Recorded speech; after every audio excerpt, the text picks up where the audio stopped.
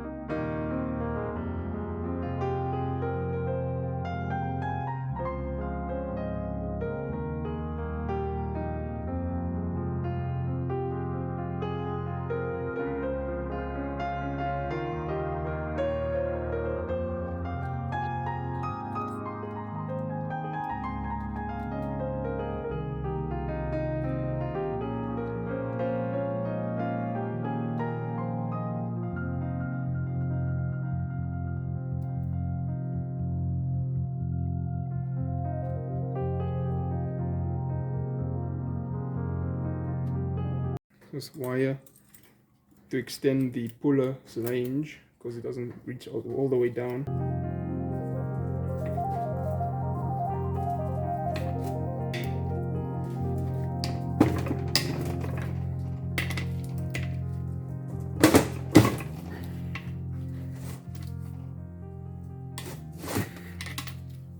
So let's count how many gears are damaged.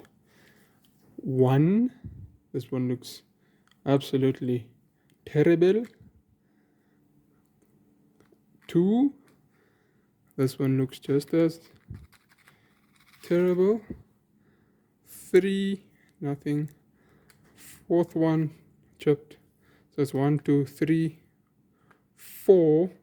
This one is all the way chipped. Massive damage right there. Another one. What? This is completely gone. This is probably the noise I was hearing. This whole gear is completely gone. Another one chipped in the end, so that makes 1, 2, 3, 4, 5, 6, 7, 8, 9. Look at the inside of this case. That's one gear right there.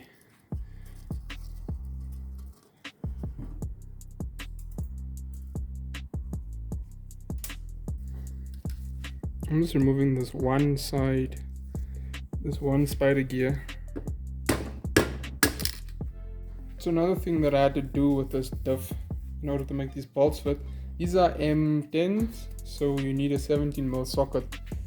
This is a regular 17mm socket and it doesn't fit in there. So I had to ground down a socket. See how thin it is on the edge in order to make it fit in here.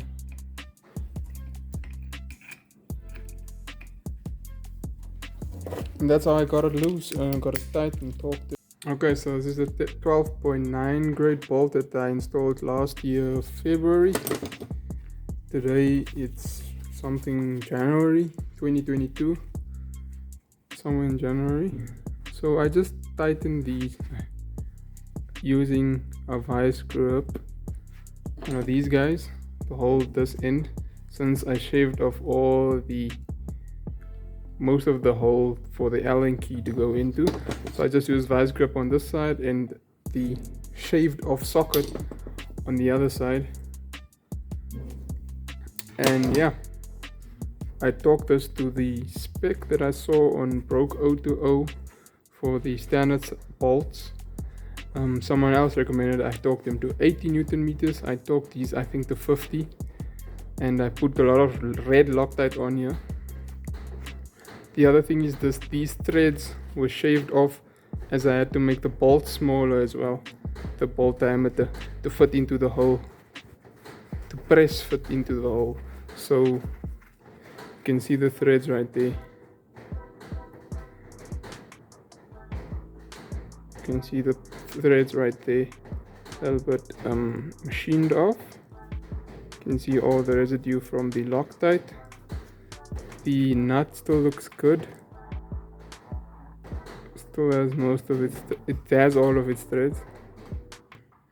It does look like there is a little bit of wear over here from hammering it into the hole.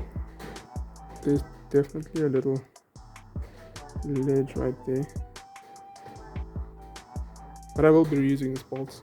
I think they're plenty strong enough, and they're the highest grade strength bolts, so pretty hard. Okay, so that's about it for today's video. I'll just get some parts, find some broken transmissions off Facebook. That'll take time. So the other thing is, someone actually commented on my video telling me why don't there's such a thing as shipping, why don't I just order bolts? Because obviously that's easier. But the thing is, shipping takes probably 3-4 months, and these bolts, besides having to wait for shipping, these bolts are difficult to find. So they're the M9 bolts. Volkswagen moved on from the M9, so they're now using a larger size bolt. I think it's the M11 bolt, ARP bolt size. And well, you can't find these that easily.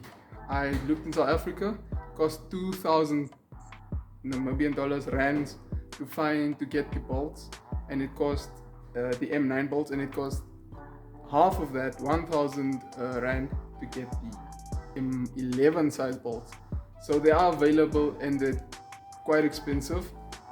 Granted, these did cost me about $300 from beginning to end to machine and buy the bolts. So I think it's worth it doing what I did. I think it's worth my time as well, because I really needed this. I really needed this when I did the build, because my car was standing obviously, and I used it, and it was my daily. So machining these bolts took me 2 days. Shipping would probably take me from South Africa, probably take me about a week. Generally a week, maybe less, 3 days or so. But it would cost me 2,000 Namibian dollars, which is about how much I paid for the whole transmission. So yeah, I don't like spending that much money, and I think I am helping some people out here. So yeah, if you enjoyed the video and you found it useful, feel free to like and subscribe.